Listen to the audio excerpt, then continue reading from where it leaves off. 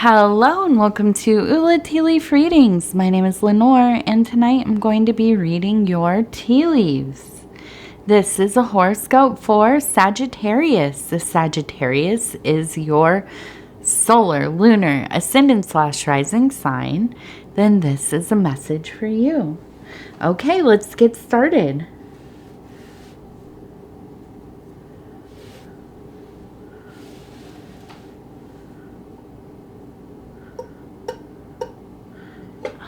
Okay, and let's see, what do these tea leaves have to say tonight? And our card here for this reading is the Five of Cups, and that has to do with sad face, disappointment. This is related to frustrations, sometimes suffering, separation, processing, and getting into a place of new hope. So maybe new beginnings right on the horizon there.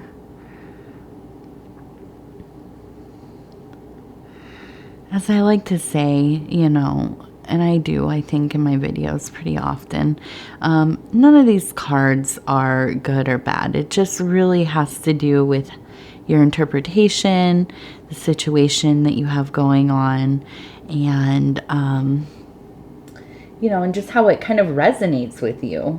The big examples I use are like the Death card or the Tower.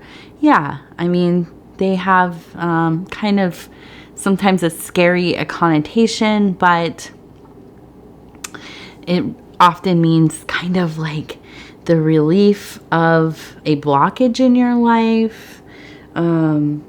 Even if you want something a lot, sometimes it's not what's best for you, and the universe is putting a pause on it, and that might be what this the disappointment is about. Let's see though. All right, so I'm going to start right here, and let's get this off of here so it doesn't sometimes it just blows it right out of the tea will blow it right out of where we are reading it. Okay, so we have kind of a large looking throne, okay, a large seat, and we have a person kind of sitting here and almost like a little bird right on the back there. Now, this looks like a person who is kind of they're like a little ball. They're bunched up. It makes me think that this is kind of almost a immature, young, youthful kind of energy. Okay, so definitely in this place of at least perceiving themselves to be kind of the leader of whatever's going on, maybe the household, the dynamic, whatever it is, but very prone to kind of throwing fits. And with this bird, I think definitely like a messenger bird, somebody who really partakes in some gossip, talking poorly of others, speaking on things that has nothing to do with them, this kind of thing. Okay, so I think you are to some degree dealing with somebody who just is not very evolved as a being. Are they a young person? They could be. Okay, are they somebody like maybe your own age or older? Possibly, and they just really have never gotten to that place in their life where they have decided to kind of do that character development, right? And really cling to these juvenile coping mechanisms. Okay, and I think that this can feel very troublesome to you. I mean, it really, when we have somebody in our life that feels this way, that behaves this way, especially in our family, if we live with them or work with them closely, it can be so distracting, it's almost like being on a roller coaster of emotions, not unlike having a toddler or a young child, which is exactly where I'm at with a 3-year-old. So I completely empathize with the situation, because it's like you're always kind of in that bargaining, trying to, put out little fires here and there, tend to somebody's emotions that are just, it's just tiring, right? Exhausting. Okay. And then I see kind of coming down this way, we have what looks like a little turtle here with their head stuck out. And really kind of this, the turtle, slow and steady, right? We all know slow and steady wins the race, right?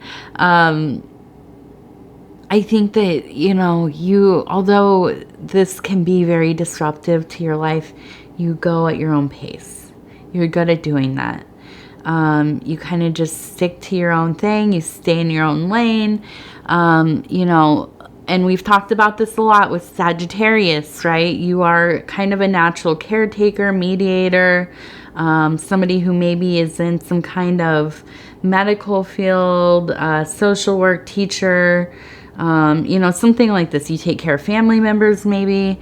But I think in this last cycle, you have really spent some time to focus on yourself, really prioritize your own needs, which, that's so important. It is, devastating if you give all of yourself to somebody, or somebody's, a situation where they do not reciprocate. But not only that, it's like there's a bottomless pit, right, of just needing attention, constantly shifting moods, starting dramas and problems and so on, right? So I also see we have a little figure of a person here, and I feel like almost this if you look at this is up here, kind of on the top of the hill, then there's kind of this movement, right? This line. And I feel almost like there's a sense of walking away, okay? And that's where this kind of, with the 5 of Cups, this feeling of maybe some kind of separation, going through the process of dealing with some of those emotions, loss, grief, right? And, coming to a place of clarity where you realize that the cycle may never change. This person may never change. They may not even have the self-awareness to begin to take any kind of responsibility for their own behaviors. They're obviously not doing a lot of self-work, right? They're just kind of existing in a frenzy often, okay? So as you get further away from the situation, there is that sense of things opening up and there being a new kind of hope. Maybe some kind of future that is more stable, less chaotic. Okay. I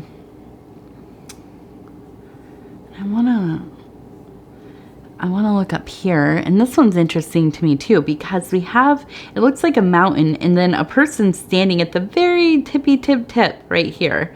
Okay, kind of balancing. And then over here, it looks like we have a couple more mountain peaks and then kind of a person bounding over the top of it. And if you look right above there, this one almost looks like a little angel at their shoulder.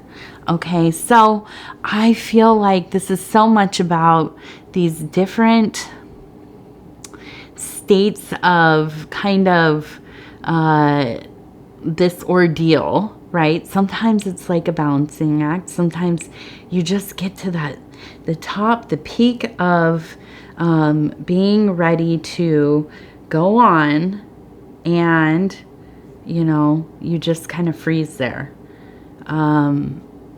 Hoping, kind of holding your breath, hoping that something will change, where you don't have to make a decision for yourself, right? And I understand that so much. Sometimes it's just like, in life, I just want somebody else to decide. I just want the universe to decide for me, right? And oftentimes when that happens, it doesn't work out the way that I expect it to or hope it to. So, you know, being proactive in manifesting the life that you want is really important, isn't it? So over here, I kind of see this like feeling of being held, being empowered by this kind of divine energy, that guardian angel, maybe a relative who has passed on, somebody who is beloved to you, an elder, ancestor, really kind of, you know, helping you find that inner strength to kind of just jump over those mountains, get past all of that stuff, that difficult back and forth, you know, really getting to that place where it's like, okay, I'm done with all of this, and then kind of backsliding, getting to that final push of just like, okay, it's time. I'm got to pull off the Band-Aid now. Just have to move forward. And so I feel that, you know, where this disappointment kind of comes in, I believe, is really just the situation playing out the way it did.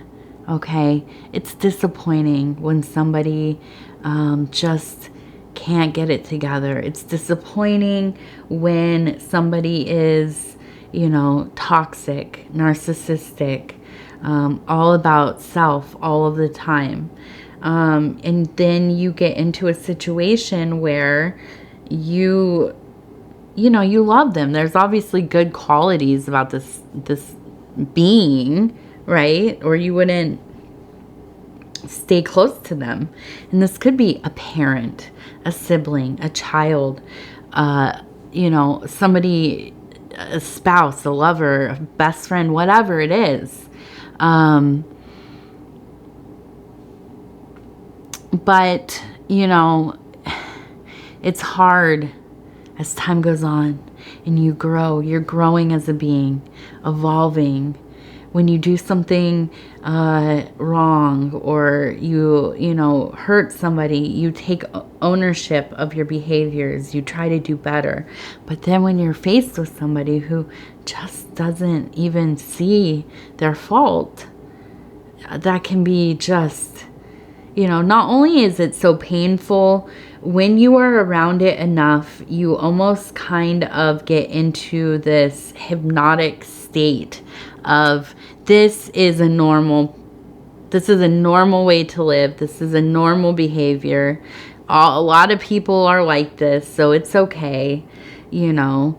And once you get away from that, you escape that energy, that environment, these scenarios that keep playing out over and over again, and time passes, you're away from all that, and you look at the situation now as an outsider, and it just, you can't understand.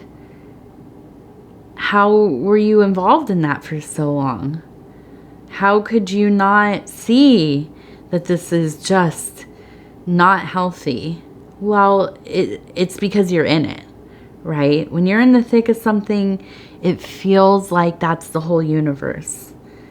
So that's how sometimes we end up staying with people who are abusive, or, you know, in situations that are so chaotic, so unhealthy. It's not even that we don't know better. It's just that, you know, I like to think of it as like, I'm a city person. I grew up in not exactly the city, the burbs, but then I lived in the city for a long time. In my, late teens into my, up until I was like 30s. So I was a city person. And then I moved away, and when I moved away, I could not sleep because it was so quiet. Okay, I was so used to the freeways. The river was right there. It was super loud. Everything, especially in the winters, it's so quiet because of the moisture in the air is gone. So everything kind of is louder. It sounds louder. And it just is such a loud place to live, right? But you get used to it. You get used to the light pollution, the noise pollution, and so to be away from it is a shock, right? And so then it took me years to kind of settle in to a place that it's very quiet, And so when I go to a city now, I am kind of taken aback by it. This is so loud and so busy. How did I live here? I enjoyed it. I loved it. I thrived. I felt so at home, all the time. And now I visit and I feel, like that country mouse in the big city. That's just the way our minds are, right? We acclimate to whatever we're in. So I feel like, I don't know what the real catalyst is going to be here, but I think that this has been part of your journey anyhow. We've talked about you setting boundaries a lot this year, okay? So this doesn't surprise me that there are these changes happening. And so I just want to see if there is some clarity here about what exactly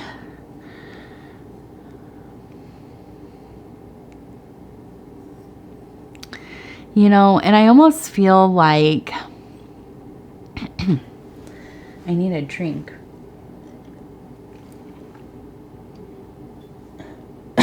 Excuse me. I'm all dried out today. Excuse me. Okay. So I almost feel like, and I'm seeing this person standing here, and it looks like, again, with a bird. It almost looks like it's kind of singing. And really what comes to mind for me is just really this kind of confrontational energy, but also this person just kind of running their mouth all the time in the ear of other people, just giving out your business, talking poorly about you and yours. And it's just to a point where it's like ridiculous. Like you can't even understand how somebody that is supposed to care for you, who is supposed to be, somebody important in your life, and you care for them and you have tried to always respect and honor them. How could they, right?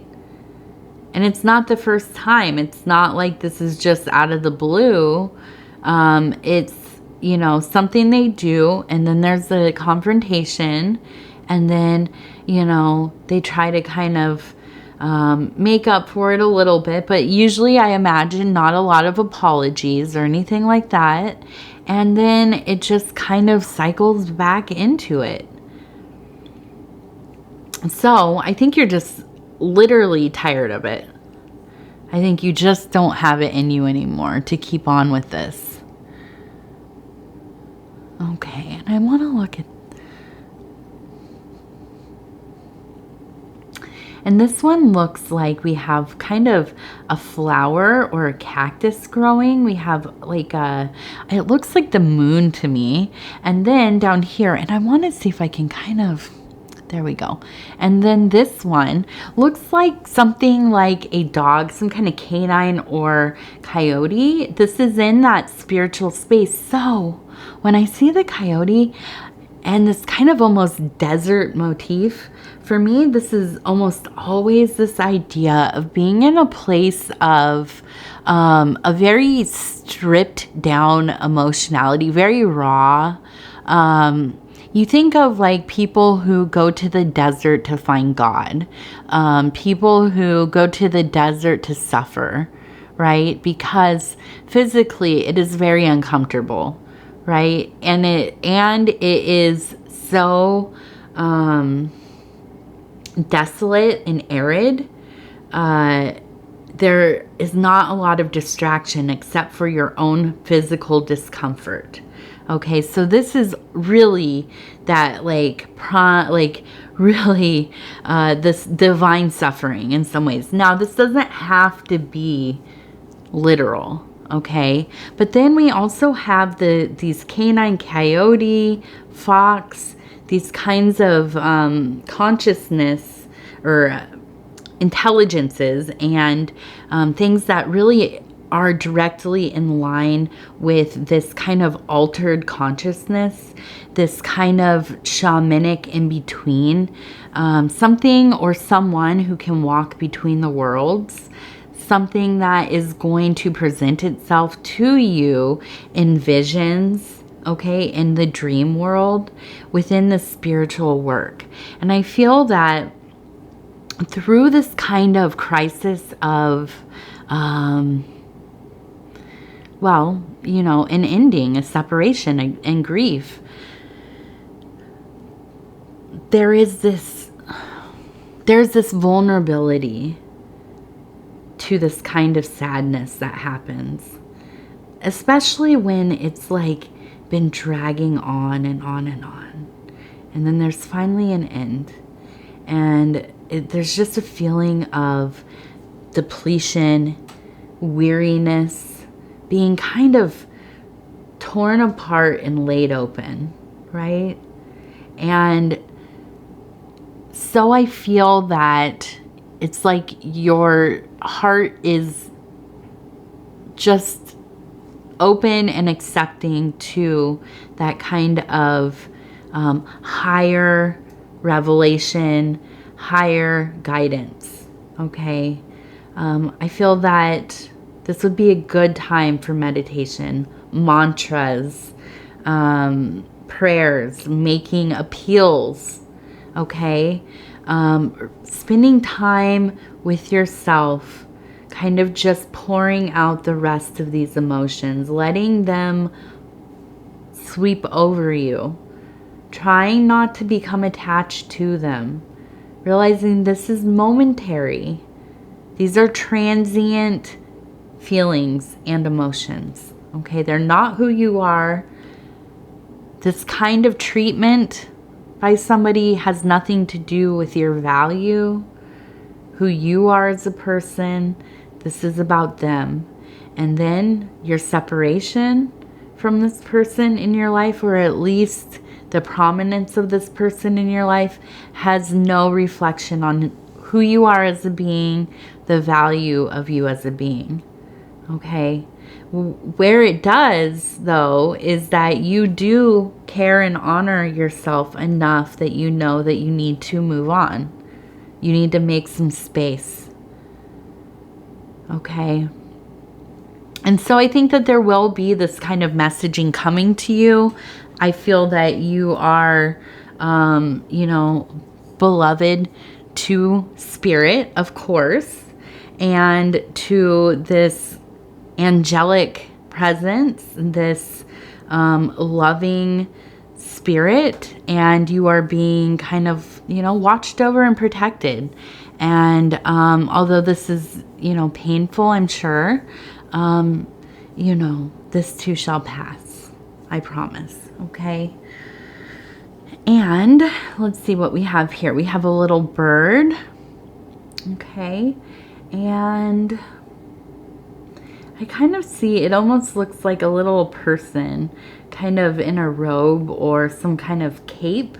And it just looks like they're kind of meandering. These look like different points of walking. And I almost kind of think of somebody taking a stroll in like a garden or forested area, coming to a place where there is less stimuli.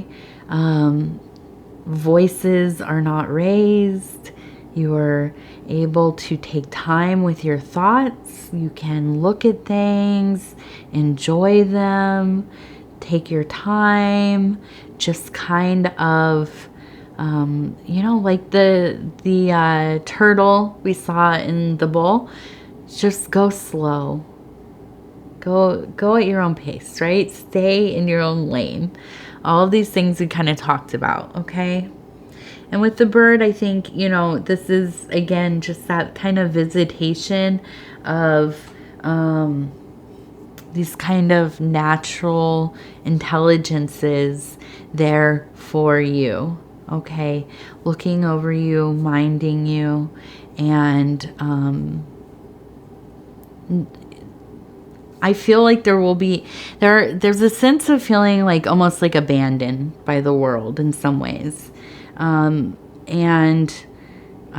feel like these little moments of interacting with natural spirits, with your environment, spending time with yourself, kind of regaining some of your confidence during this difficult time, just by really honoring your wants and needs right now, prioritizing yourself.